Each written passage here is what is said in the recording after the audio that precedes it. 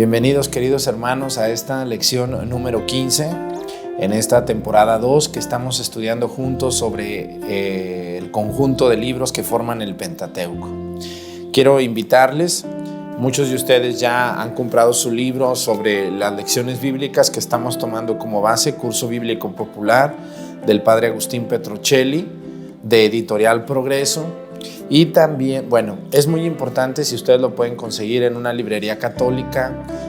Aquí en México yo lo compré en la librería San Pablo y una vez también en un segundo juego de libros lo compré en la librería de la Buena Prensa de los jesuitas. Así que lo pueden adquirir incluso por Mercado Libre o por Amazon. Ahí también encuentran este libro. Entonces ojalá que se animen a comprarlo. Este es el tomo número 2. Hay tomo 1, 2 y 3. Este es el tomo número 2. Pero también es muy importante que tengan con ustedes en este curso pues la Biblia, ¿no? Es un curso de lecciones bíblicas, un estudio de la Biblia, cómo manejar la Biblia, cómo se escribió, cuándo se escribió, quién lo escribió, etcétera, los nombres de la Biblia. Vamos poco a poco. Hay gente que es muy desesperada y quiere que uno le explique todo en 15 minutos, en media hora. Es imposible. Pero si usted ve las lecciones bíblicas, les invito a que las vean por orden. Aquí estamos en la temporada 2, quiere decir que hay temporada 1. Y ahí en la temporada 1 están por orden. Pónganlas en el canal de YouTube, van a ver temporada 1, 2, 3 y van a disfrutar mucho las lecciones bíblicas. Bueno, pues vamos a dar inicio. Para las personas que tengan su libro, estamos en la página 23, en el apartado número 3.4. Vamos a dar inicio con este estudio. Veníamos diciendo la lección 14. Ahorita estamos, hagan de cuenta, como analizando los libros del Pentateuco, que son los primeros 5 libros de la Biblia. Libro del Génesis, del Éxodo, del Levítico, de los Números y del Deuteronomio. Estos 5 libros, que para nosotros son 5 libros y que así están divididos, separados, vamos a entender un día por qué se separaron, para los judíos de entonces y de incluso todavía de hoy no existía esta separación.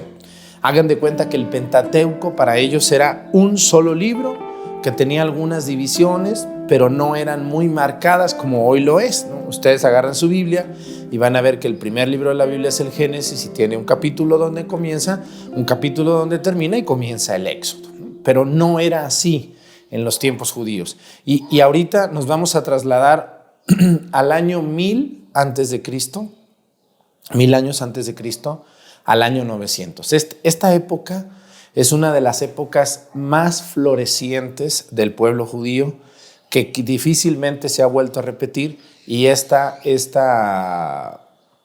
época es llamada la época de la monarquía.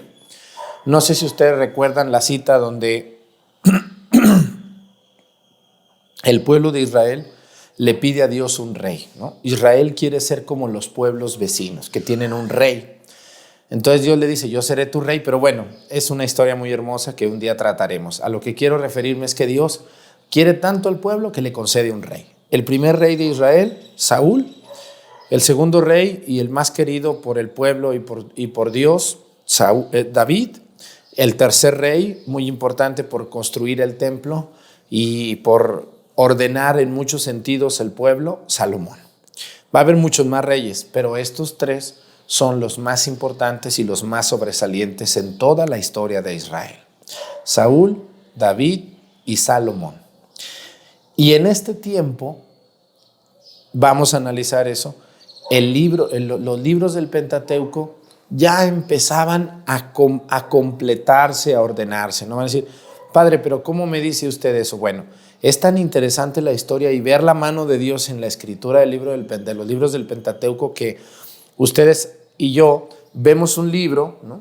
Un libro cualquiera, como este que tengo aquí, y pues uno lo ve y dice, bueno, pues tiene índice, tiene alfabeto, tiene orden alfabético, tiene capítulos, tiene subtítulos, tiene títulos, pues muy bien, páginas, todo.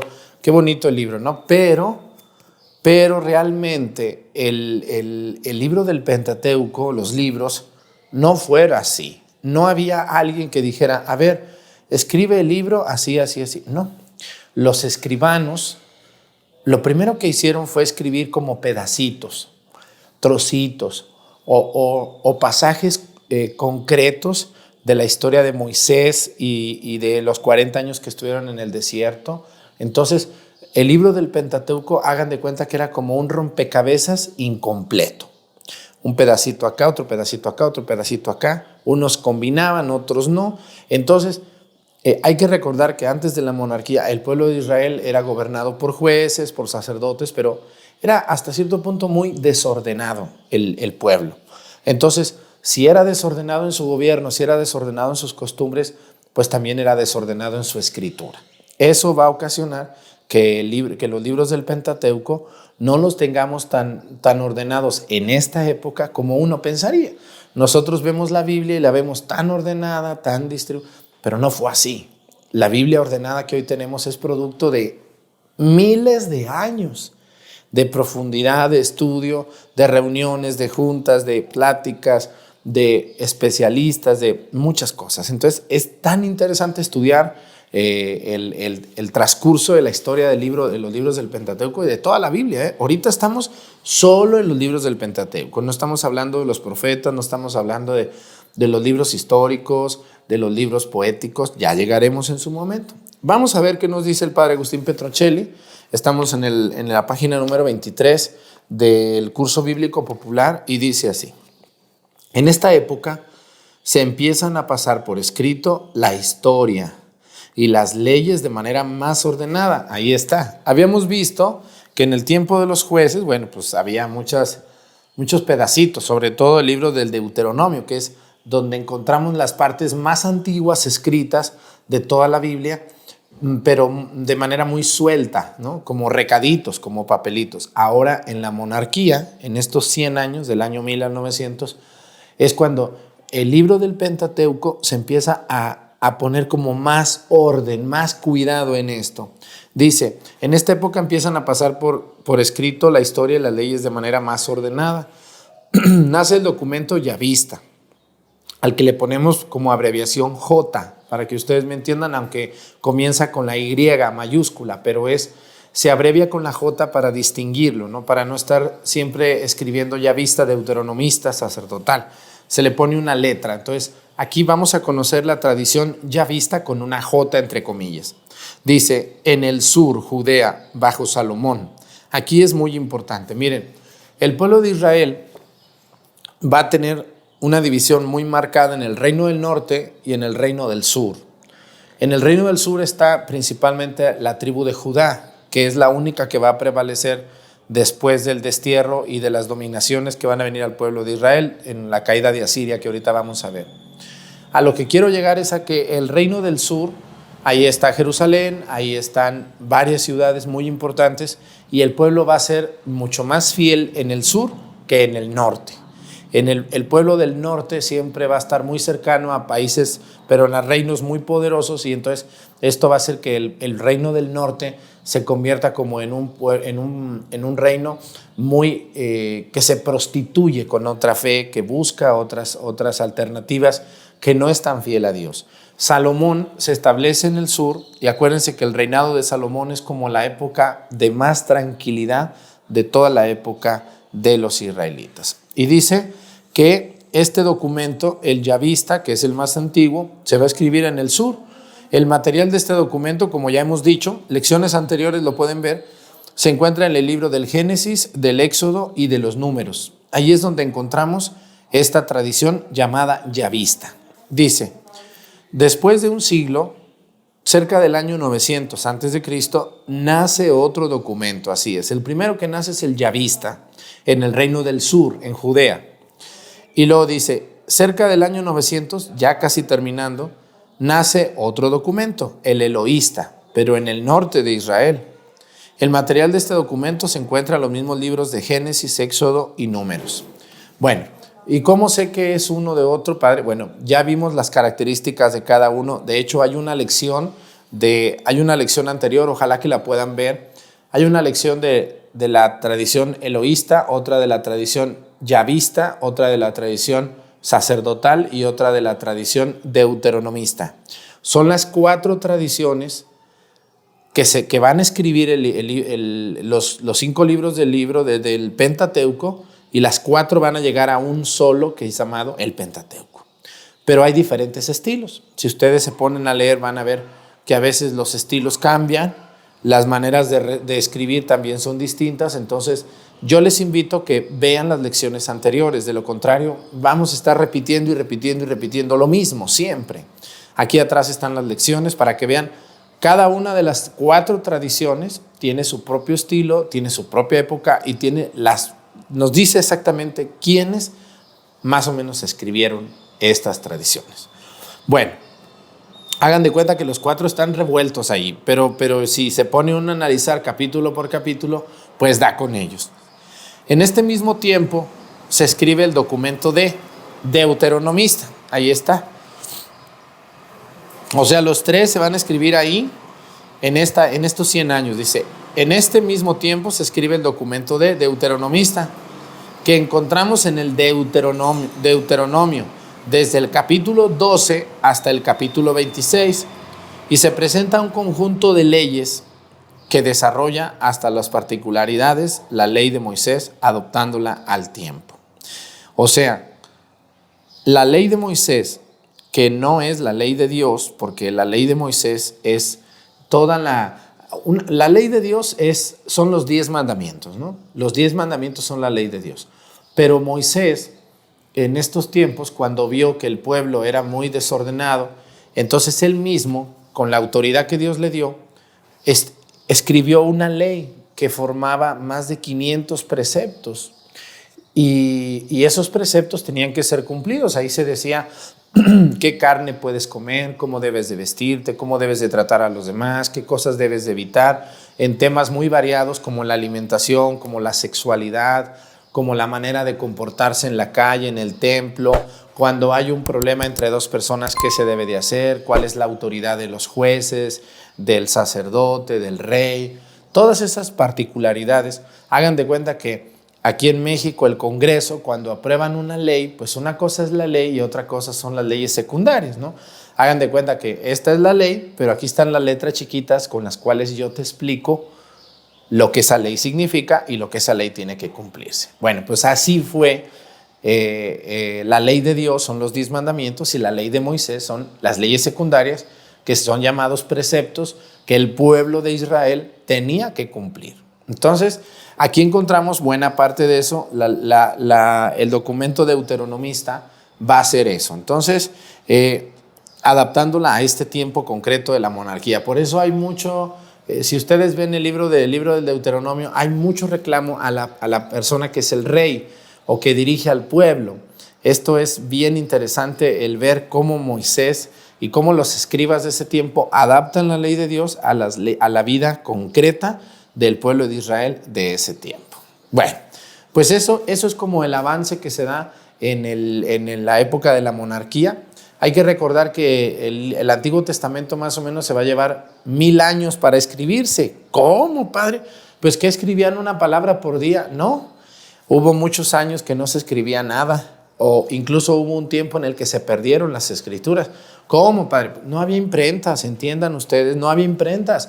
Todo era a mano, eran papiros, eran papeles muy degradables, muy fáciles de perder, de extraviar, de corromperse. Entonces era muy complicado mantener un escrito como hoy un libro, lo tenemos en un mueble, el libro puede estar ahí cientos de años y bueno, se hace viejito, pero se conserva.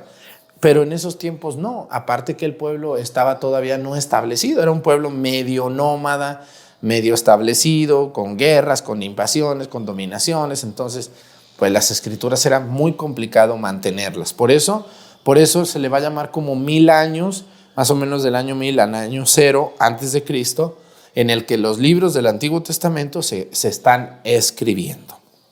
El primero que se escribe es el Deuteronomio, no de forma completa. Algunas partes del libro del Deuteronomio son las partes más antiguas de toda la Biblia, y el libro más nuevo del todo el Antiguo Testamento es el libro de la sabiduría, ¿correcto?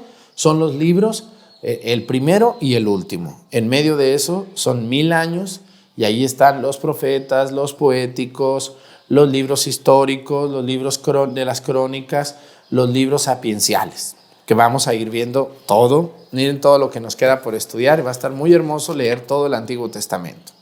Vamos a ver ahora, quiero fijarme en la segunda época de la monarquía. Aquí van a venir pues muchísimos reyes, pero no todos tuvieron que ver en esto. Hubo reyes que fueron muy poco sobresalientes, incluso hubo reyes que fueron muy malos que ni la pena vale recordarlos. Pero ahorita no estamos en la historia de Israel, estamos en la historia de la escritura del Pentateuco, ¿vale? Entonces estamos viendo las intervenciones más importantes que existieron en estos 1000 años, en algunas épocas muy concretas. Vamos a ver aquí la historia de Ezequías y Josías, entre el año 900 y 700 antes de Cristo. Estamos hablando aquí de 200 años. No quiere decir que los reyes duraron los 200 años, pero fueron los dos que después de Salomón más intervinieron en el desarrollo del orden de la escritura, de los complementos que se le van a hacer al Pentateuco. El Pentateuco no fueron libros escritos de principio y fin por una sola persona. Hubo muchas manos, muchos secretarios, muchas intervenciones, muchos agregados que fueron formando parte de lo que hoy tenemos como Pentateuco. Dice, cuando el reino del norte, Israel, el reino del norte se le va a llamar Israel, al reino del sur se le va a llamar Judá, para que ustedes me entiendan, dice, cae bajo de Asiria con la caída de Samaria en el año 722. Este año es muy importante. El año 722 es un antes y después. Aquí se van a perder la mayoría de las tribus de Israel se van a dispersar, van a mezclarse con otros pueblos y van a perder la esencia de ser del pueblo de Israel, dice. Los libros escritos en el norte bajan al sur en Judá y adviene la fusión de los dos documentos. Así es, a ver, ¿en qué momento se unen la tradición yavista con la tradición eloísta en una sola versión? En este año, después del 722, viene la caída de Israel, de las tribus del norte, y acuérdense que Samaria, ¿dónde está? El reino de Israel, la caída de Samaria, que es la capital del reino del norte, va a caer en manos de los asirios. Los asirios van a conquistar el reino del norte, van a destruir, van a invadir, van a colonizar todo ese reino del norte. Entonces, pero los libros que existían allá van a traerse. Aquí están los documentos de la tradición yavista y la eloísta. Una es del reino del sur, otra es del reino del norte. Y entonces, después del año 722, esos documentos van a bajar y van a fusionarse, ¿no? Van a ser un solo documento que vamos a llamar el libro del Pentateuco. No completo porque falta la tradición sacerdotal y falta la tradición deuteronomista. Pero ya tenemos dos. ¿En qué momento se da esa mezcla? No fue rápida, ¿no? Mucha gente diría, ay, qué bonito, ese año se pusieron de acuerdo y las juntaron. No, esto se va a llevar un proceso muy lento, muy cuidadoso, ¿no? Muy accidentado, más bien diría yo. Dice, mientras tanto, el documento del Deuteronomio viene enriquecido y es casi terminado. Ahí está. El Deuteronomio es un libro bien importante. Nosotros diríamos que no, pero sí, el libro del Deuteronomio es como la base de todo el Pentateuco. No más importante que los demás porque cada libro tiene su importancia, pero los libros más importantes del Pentateuco para nosotros como cristianos podrían ser el Éxodo, el Génesis y sobre todo el Deuteronomio. Los Números y el Levítico pues son muchas reglas, prescripciones, tradiciones muy judías que a nosotros pues como no somos judíos no nos afecta tanto. Dice así, mientras tanto el documento del Deuteronomio viene enriquecido y casi terminado. En el año 622 a.C., el rey Josías descubre el libro de la ley. Segunda de Reyes 22, 3, 20. Vamos a leerla, ¿qué les parece? Es un libro histórico, en el libro del Segunda de Reyes 22. Vamos a nuestra Biblia y vamos a buscar esa cita. Segunda de Reyes 22, 3, 20. Segunda de Reyes 22, 3, 20. Dice así. Es muy bonito, vamos a leer juntos. Segunda de Reyes, capítulo 22, versículos 3 y siguientes. Dice, en el año 18 del rey Josías, El rey mandó a la casa de Yahvé al secretario Safán, hijo de Asalías, hijo de Masulam. Le dijo: anda a ver al sumo sacerdote Elquías, que cuente exactamente el dinero que ha sido depositado en la casa de Yahvé y que los guardias de la puerta han recibido del pueblo. Que se lo pase a los que dirigen los trabajos, a los que tienen en su cargo la casa de Yahvé. Estos a su vez se le darán a los obreros que ejecutan las obras de la casa de Yahvé y que hacen las reparaciones de la casa, a los carpinteros, a los obreros de la construcción y a los albañiles. Y con él se comprará también la madera y las piedras talladas para reparar la casa. Pero no se les pida cuentas del dinero que se les entregue, porque son gente honrada. El sumo sacerdote Elquías dijo entonces al secretario Safán: en la casa de Yahvé encontré el libro de la ley. Después se lo pasó a Safán, quien lo leyó. El secretario Safán fue luego a ver al rey y le entregó un informe diciéndole: tus servicios reunieron el dinero que estaba en la casa y se lo entregaron a los obreros encargados de la casa de Yahvé. Enseguida el secretario Safán comunicó la noticia al rey. El sacerdote Elquías le dijo: me pasó un libro, y Safán lo leyó en presencia del rey. Cuando el rey oyó las palabras del libro, se rasgó su ropa. El rey dio esta orden al sacerdote Elquías, a Ahicam, hijo de Safán, a Acbor, hijo de Micaías, al secretario Safán y a su ministro Asaías: vayan a consultar a Yahvé por mí, por el pueblo y por toda Judá respecto a las palabras de este libro que se acaban de encontrar.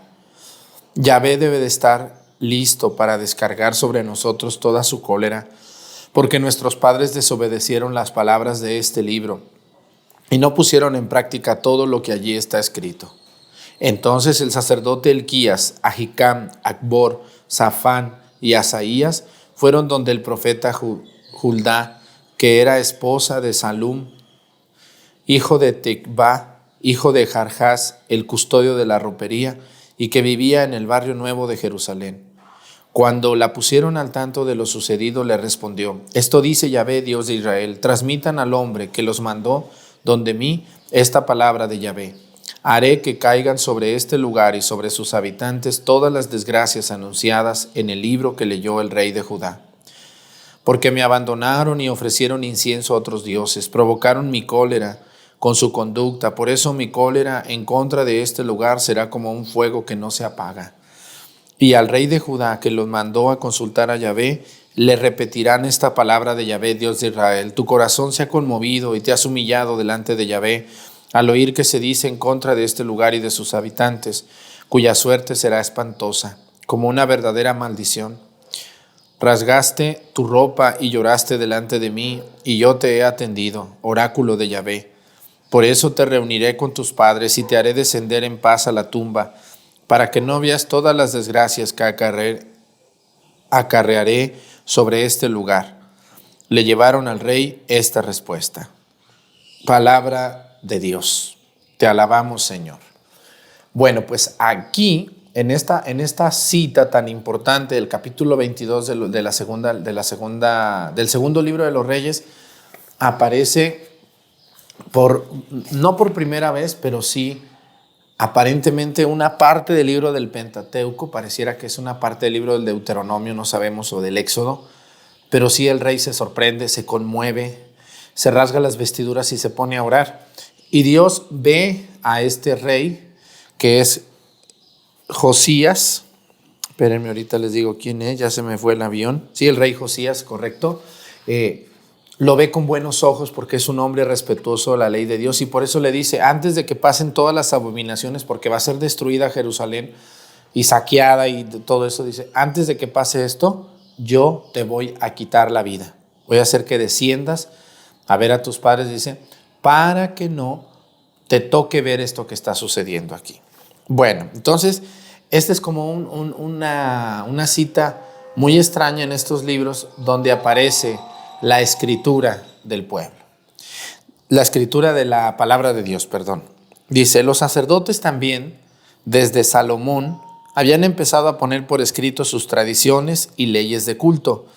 En esta época ya está la ley de santidad que encontramos en Levítico 17:26. Así es. La ley de santidad es aquella ley secundaria de la ley de Dios, de las tradiciones judías, que van a complementar todo el Pentateuco. Todas estas leyes, bueno, para nosotros que somos cristianos, ya no aplican, porque para nosotros se aplica la ley de Dios, que son los 10 mandamientos, y la ley de Cristo.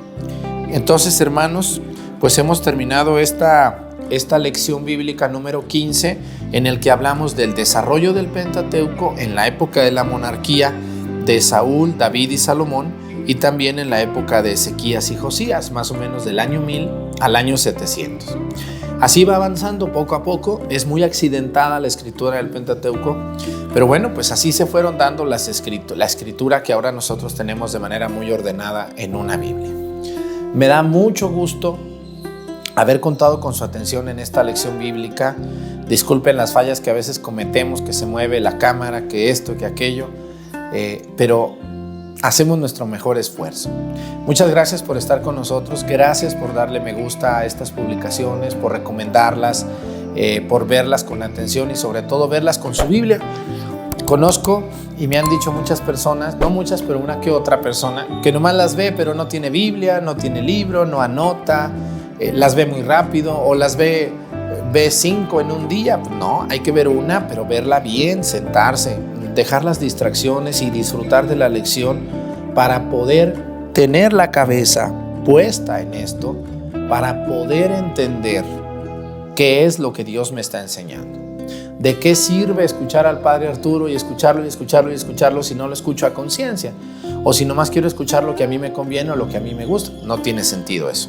Tenemos que escucharla, la lección con conciencia, con atención, con concentración. Les doy las gracias a todos ustedes y le pedimos al Sagrado Corazón su bendición en el nombre del Padre y del Hijo y del Espíritu Santo. Amén. Muchas gracias. No se pierdan la próxima lección 16. Hemos terminado la 15. Hasta la próxima.